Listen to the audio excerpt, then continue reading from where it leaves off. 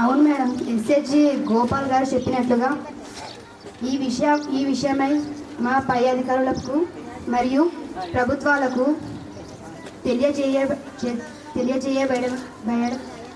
తెలియజేయడమైనది. వీరు పరిశోధన బృందాన్ని ఏర్పాటు చేసి పరిశోధన చేస్తున్నారు.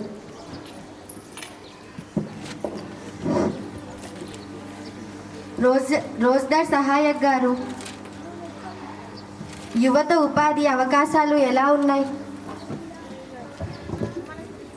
ముందుగా సర్పంచ్ గారికి నా యొక్క నమస్కారాలు. ఉపాధి హామీ ఎన్హెచ్ఎస్ పనులకు డిమాండ్ ఉంది, కానీ యువత వాటిపై ఆసక్తి చూపించడం లేదు. వారికి గ్రామస్థ నైపుణ్య శిక్షణ కేంద్రం ఏర్పాటు చేస్తే మంచి ఉపాధి దొరుకుతుందని నా అభిప్రాయం. ఎన్జిఓ కార్యకర్త అయినటువంటి కుస్మాంజలి గారు మాట్లాడాల్సిందిగా కోరుతున్నాను. ముందుగా సర్పంచ్ గారికి అలాగే వచ్చిన గ్రామస్తులందరికీ గ్రామ పెద్దకి నా పూర్వక నమస్కారాలు. మా సంస్థ నైపుణ్యత శిక్షణ మరియు డిజిటల్ అక్షరాస్యత కార్యక్రమాలను నిర్వహించగలదు.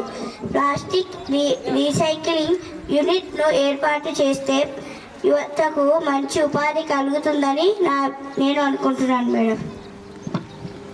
దీని మీద వార్డ్ సభ్యులు మీ అభిప్రాయం ఏంటి? పర్యావరణం సర్పంచ్ గారికి ముందుగా నా యొక్క నమస్కారాలు. కుస్మంజల గారు చెప్పింది నిజమే. రీసైక్లింగ్ ఆలోచన చాలా బాగుంది.